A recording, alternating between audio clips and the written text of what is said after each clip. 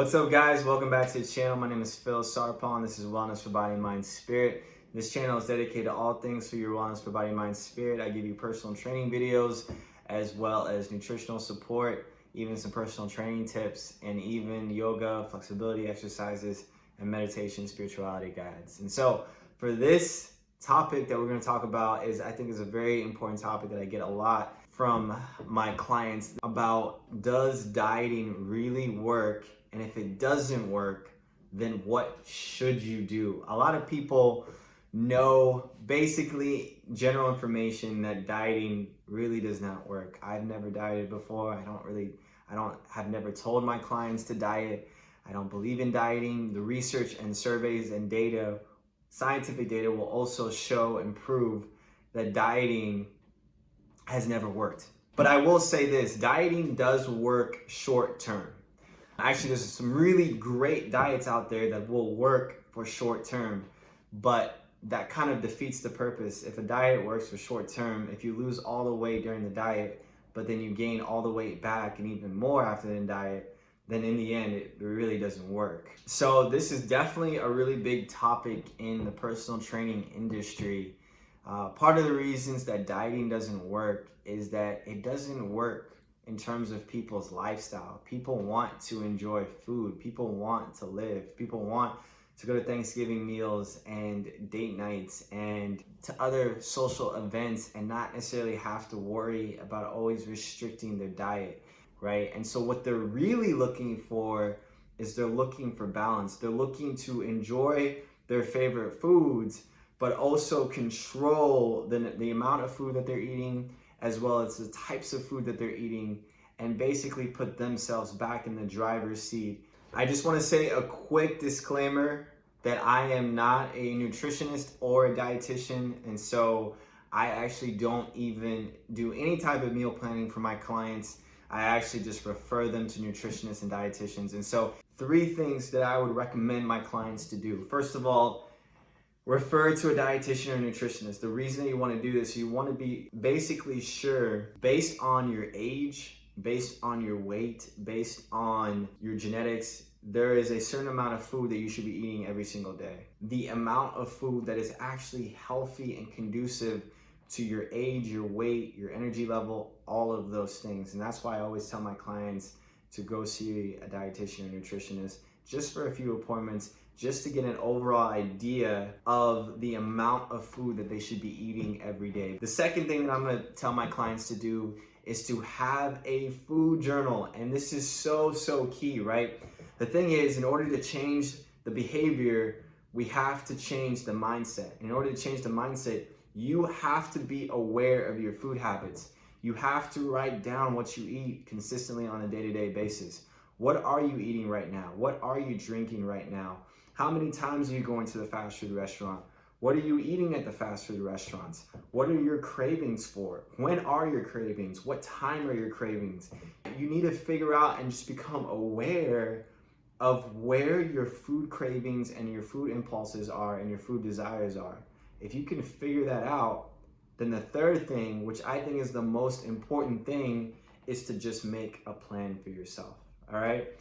I don't believe in dieting, I just believe in planning. So you want to plan over time, right? And that way you can make incremental adjustments to your food patterns, all right? The reason for this is once you figure out exactly how much food you should be eating, right, from your dietitian or your nutritionist, and once you figured out where are all these food cravings and impulses going, now you can make a plan of like, okay, now what I really need to do is meal plan. And that's the answer, guys.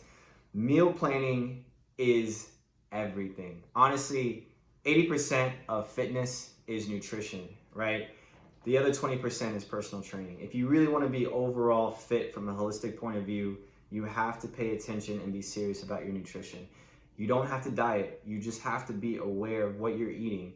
The whole premise of nutrition that I tell my clients is you want to eat more good foods more, and you want to eat bad foods less, all right? That's the whole thing. If you can figure that premise out and apply it to your life, that's going to be everything, right? So I'm going to say it again.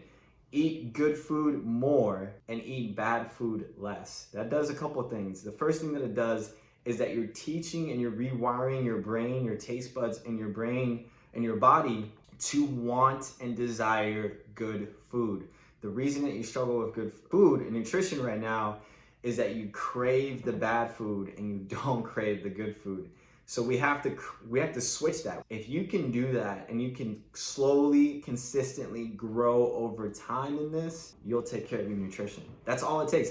It doesn't necessarily mean cutting out your favorite foods like cake and candy and McDonald's and fast food. It doesn't mean that. It doesn't mean you have to cut it all out. It just means that you have to delay gratification. Let's say you go to the grocery store on Saturday. You've researched all the healthy foods that you want to eat for the week. Maybe you've gotten some tips from your dietitian. Maybe you've gotten some tips from YouTube. Maybe you've joined a Facebook group that basically posts about nutritional healthy meals on a daily basis, right? There's a lot of free resources out there to find good, healthy food that's also inexpensive, all right? So let's say you've done all your research, you know what you're gonna eat for the week. You go to the store on Saturday, you buy all the ingredients. Sunday, you cook for, let's say, Monday through Friday, and you know what you're gonna eat for breakfast, lunch, and dinner. And that's it. And so Monday through Friday, you stick to that plan. You stick to eating what you set out to eat from Monday through Friday, breakfast, lunch, and dinner. And then Saturday, let's say you go out with your friends, you go out to eat with your family, you're craving that cake, you've been craving that cake all week long.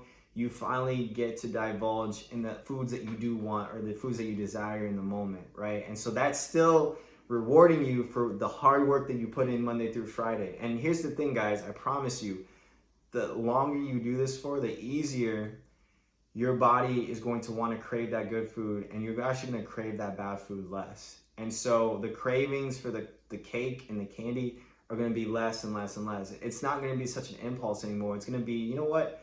Either I feel like I can do this or I feel like I don't want to do this. But now you are in the driver's seat for your nutrition, and that's the most important part.